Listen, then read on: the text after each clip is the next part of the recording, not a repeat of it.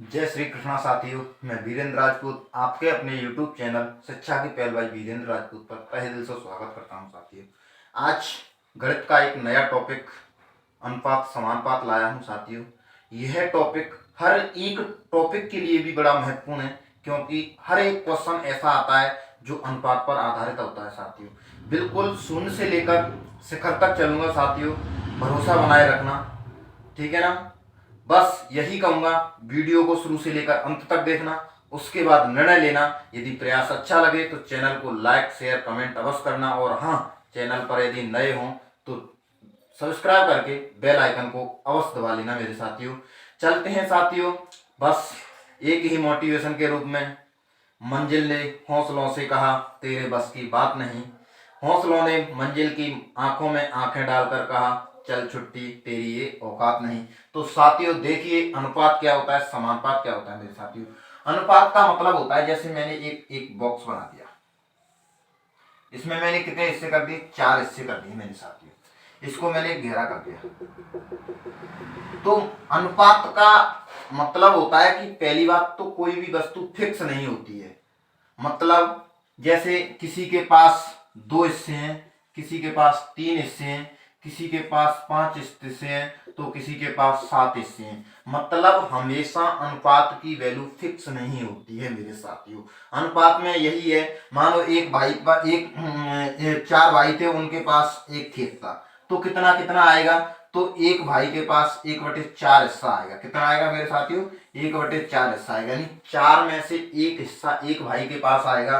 तो यही क्या होता है साथियों, अनुपात होता है। क्या होता है साथियों, अनुपात। मैंने कहा कि इस बॉक्स में कितने 4 बॉक्स हैं, इस पूरे बॉक्स में 4 बॉक्स हैं, इसमें से कितने बॉक्स घिरे हुए हैं, तो मानो एक बॉक्स गिरा हुआ है, कितने में से, 4 में से। जो जो मूल संख्या है, हम कुल संख्या मानेंगे, वो हमेशा नीचे की ही होती है। इसमें से कितना भरा हुआ है, एक भरा हुआ है। तो अब हम कहेंगे कि शेष कितने बॉक्स बचे, यानी खाली बॉक्स कितने हैं, तो इसके खाली बॉक्स बचेंगे मेरे साथियों 3/4। भरा हुआ बॉक्स एक भरा हुआ और एक खाली। क्या है मेरे साथियों, खाली बॉक्स है। मैंने कहा इस पूरे बॉक्स में भरे हुए बॉक्स 1/4, खाली बॉक्स 3/4, यानी 4 में से एक भरा हुआ है, तो खाली कितने मेरे साथियों, 4 बॉक्स हैं। मैं ऐसी आशा करूंगा कि ये अनुपात नाम सब से आप परिचित हो गए होंगे। साथियों, अब देखिए आगे,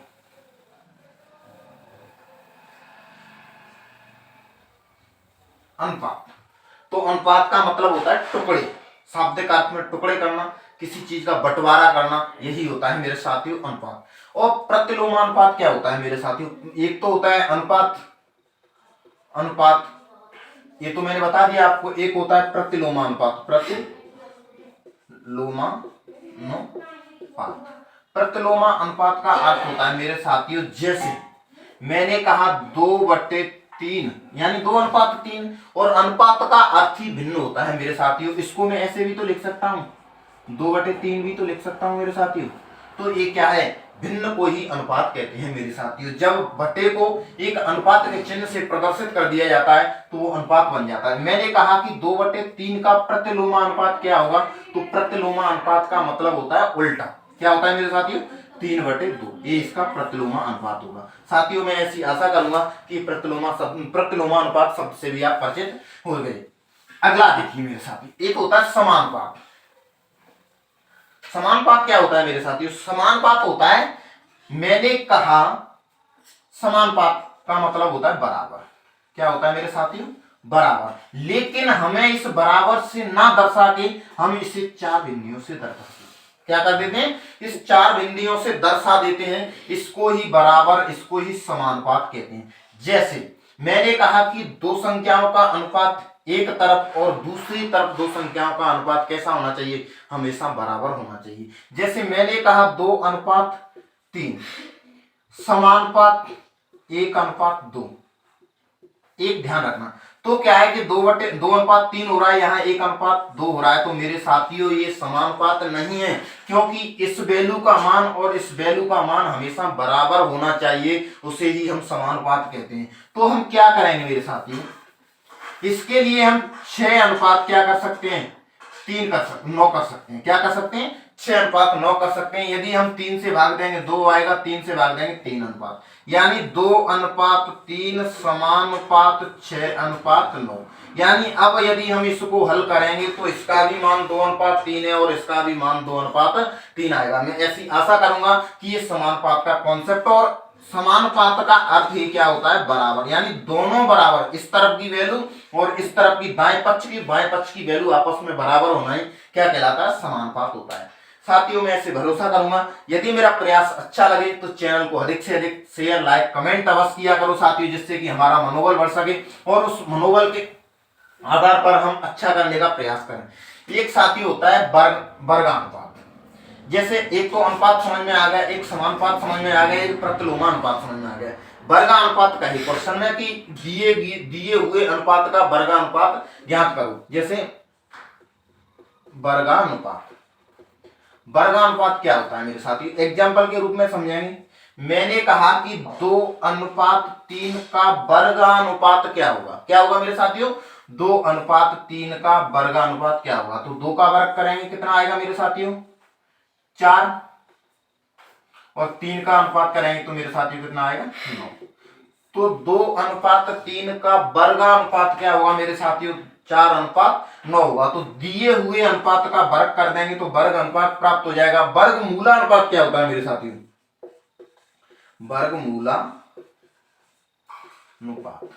साथियों, वर्गमूलानुपात क्या होता है समझ रहे होंगे, मतलब दी हुई संख्या का वर्गमूल लेना ही वर्गमूलानुपात है मेरे साथियों। देख लेना, ऐसे किसी ने नहीं बताया होगा, वादा करता हूं आपसे, ये आपसे पक्का वादा करता हूं, ये सारी छोटी छोटी चीजें आपको किसी ने नहीं बताई होंगी आज तक यूट्यूब की दुनिया में। तो मैंने कहा, जैसे मैंने लिख दिया 16:25 का वर्गमूला अनुपात क्या होगा, तो 16 का वर्गमूल कितना होता है मेरे साथियों, 4, और 25 का वर्गमूल कितना होता है मेरे साथियों, 5। मैं दोस्तों आपसे वादा करता हूं, एक बार नहीं, मेरे जैसे भी कहना या दिलवाना चाहते हो मेरे से, मैं कह सकता हूं कि YouTube की दुनिया में ऐसी छोटी छोटी चीजें आपको किसी ने नहीं बताई होंगी। बस भरोसा जताए रखना, आपके मैथ को बहुत हद तक मजबूत बना दूंगा। तो ये क्या है, 4:5, यानी 16 का वर्गमूल 4, 25 का अनुपात कितना होगा, 25 का वर्गमूल कितना होगा, 5। साथियों, मैं भरोसा करूंगा कि ये वर्गानुपात और वर्गमूला अनुपात आपका कॉन्सेप्ट क्लियर हो गया होगा। अगला देखिए मेरे साथियों क्या होता है, अगला देखिए मेरे साथी, एक होता है घनानुपात। क्या होता है, घनानुपात। घनानुपात का अर्थ क्या होता है मेरे साथियों, किसी भी संख्या का घन करना, किसी भी संख्या का घन करना। मैंने कह दिया 2:3 का घनानुपात क्या होगा, तो कैसे करेंगे मेरे साथियों, और घन का मतलब क्या होता है, ये तो घनमूल का अनुपात होता है। क्या होता है, घनमूल का क्या होता है, ये होता है घनमूल लेने के लिए ये संकेत होता है मेरे साथियों। जैसे करणी में 3 लगा दो और घन करेंगे तो इसकी घात तो नहीं होती है साथियों, फिर तो घन ही करेंगे ये घन, या फिर इसको हम 1/3 के रूप में भी लिख सकते हैं इस चीज को, ठीक है ना मेरे साथियों। तो 2:3 का घनानुपात क्या होगा, तो 2 का अनुपात कर दो मेरे साथियों, 2 का घन कर दो और 3 का घन कर दो। 2 का घन कितना होता है, किसी भी संख्या का 3 बार गुणा करना घन होता है, और किसी भी संख्या का 2 बार गुणा करना वर्ग होता है। तो इसका कितना हो गया, 2 × 2 × 2 × अनुपात 8। 3 का होता है मेरे साथियों 27, जो कि आपको याद होगा, ठीक है ना साथियों। ये तो हो गया किसी भी दिए हुए अनुपात का घनानुपात ज्ञात करो, तो मैंने घनानुपात ज्ञात कर दिया। अगला देखिए साथियों, घनमूलानुपात क्या होता है, घनमूलानुपात। साथियों, घनमूलानुपात से क्या तात्पर्य है, किसी भी संख्या का घनमूल ज्ञात करना, अर्थात किसी भी अनुपात का घनमूल ज्ञात करना ही घनमूलानुपात होता है। जैसे मैंने लिख दिया मेरे साथियों 216 अनुपात 125, कितना लिख दिया, 216 अनुपात 125। तो मेरे साथियों इसका घनमूल क्या होगा, 6 होगा। क्या होगा, इसका घनमूल 6 होगा, और इसका घनमूल कितना होगा मेरे साथियों, 5 होगा। 6 × 6 × 6 यानी 216 होता है, और 125 का 5 होता है। उल्टा भी कह सकता है 100, मतलब ये तो उचित भिन्न अनुचित भिन्न हो गई, ठीक है ना। उचित भिन्न कैसे भी हो सकता है, मतलब दिए हुए अनुपात का घनमूल ज्ञात करना ही क्या कहलाता है, घनमूला अनुपात ज्ञात कहलाता है। मेरे साथियों, मैं ऐसा पूरा भरोसा करूंगा कि इस टॉपिक का जो बेसिक कॉन्सेप्ट था आपकी बेहतरीन रूप से समझ में आया होगा। अनुपात किसे कहते हैं, समानुपात किसे कहते हैं, प्रतिलोमानुपात किसे कहते हैं, घन अनुपात किसे कहते हैं, घनमूला अनुपात किसे कहते हैं, वर्ग अनुपात किसे कहते हैं, वर्गमूला अनुपात किसे कहते हैं। साथियों, यदि मेरा प्रयास अच्छा है तो इस चैनल को अधिक से अधिक शेयर करें, जिससे कि सभी विद्यार्थियों को, सभी मेरे साथियों को, भाई और बहनों को अधिक से अधिक मेरे द्वारा दिए हुए लाभ का अधिक से अधिक लाभ प्राप्त कर सकें। अब देखिए मेरे साथियों, और छोटी छोटी बेसिक चीजों के रूप में चलते हैं आगे टॉपिक को। आपको दो संख्याएं देगा, क्या देगा मेरे साथियों, दो संख्याएं देगा, उनका कहेगा इनका प्रथमानुपात ज्ञात करो। मैंने कह दिया क्वेश्चन के रूप में बताता हूं, 4,6,12 4,6,12 का प्रथमानुपात ज्ञात करो। प्रथमानुपात ज्ञात करो। सुनिए मेरे साथियों, जैसे कोई संख्या दे दे, माने इसने 3 संख्याएं दे दी और इन 3 संख्याओं का यह पूछ रहा है कि प्रथमानुपात क्या हुआ, तो मैंने आपको बताया था। अब निकालेंगे कैसे, इसके लिए पहले कॉन्सेप्ट समझ लो। जैसे मैंने कहा A अनुपात B समानुपात C अनुपात D, ये 2 दे दिए। तो जब 3 संख्याएं, 2 संख्याएं दी हुई हो तो उनका प्रथमानुपात, द्वितीयानुपात, तृतीयानुपात, चतुर्थानुपात कैसे ज्ञात करेंगे। इनका मतलब होता है अंत्य पदों का गुणनफल बराबर बाह्य पदों का गुणनफल। ये होता है A गुणा D बराबर B गुणा C। ये कॉन्सेप्ट होता है इसका। क्या होता है मेरे साथियों, एक कॉन्सेप्ट होता है, दिए हुए 2 अनुपातों में से प्रथमानुपात पूछे, तृतीयानुपात पूछे, द्वितीयानुपात पूछे, हम इसी कॉन्सेप्ट से निकालेंगे। किससे निकालेंगे, इस कॉन्सेप्ट से निकालेंगे। साथियों, कॉन्सेप्ट आपकी बेहतरीन समझ में आएगा, बस वीडियो को शुरू से लेकर अंत तक देखना, मैं बस यही कहूंगा। उसके बाद निर्णय लेना। प्रयास अच्छा लगे तो चैनल को लाइक शेयर कमेंट अवश्य करना, और अच्छा ना लगे तो डिसलाइक करके अनसब्सक्राइब कर सकते हो मेरे साथियों। अब देखिए, मैंने कह दिया कि 4, 6, 12 का प्रथमानुपात क्या होगा।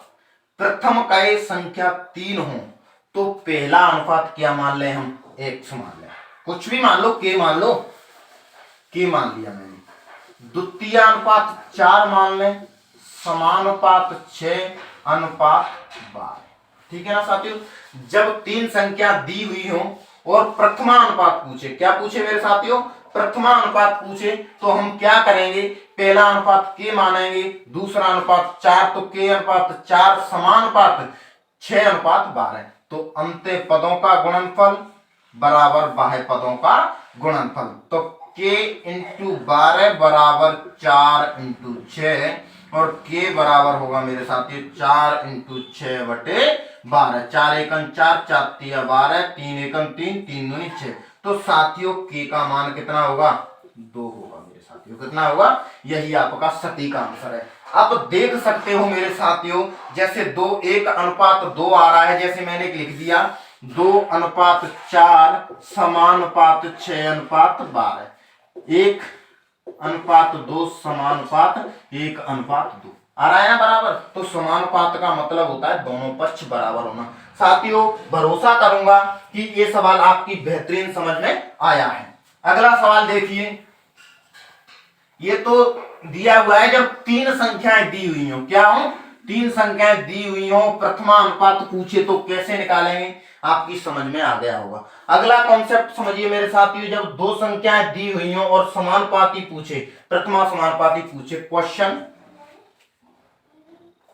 8:16 का प्रथमानुपाती क्या होगा, प्रथमानुपाती,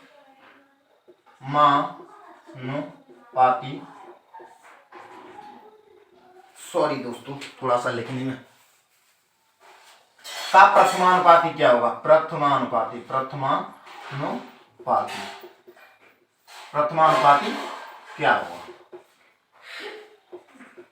देखिए मेरे साथियों, जब 2 संख्या 3 दी हुई हो, मैंने आपको कॉन्सेप्ट बता दिया, इसी प्रकार से निकालना है। क्वेश्चन आ ही जाता है रेलवे में, पटवार में, ग्रुप डी में, कहीं पे भी पूछ लेता है। छोटे छोटे सवाल पूछता है जिनको हम नजरअंदाज कर देते हैं मेरे साथियों, और यहीं से हमारा क्वेश्चन गलत हो जाता है। तो मैंने कहा कि जब दो संख्याएं दी हुई हैं और उनका प्रथमानुपात पूछे, तो मैंने बताया प्रथमा पूछ रहा है तो प्रथम के मान लिया, ठीक है ना साथियों।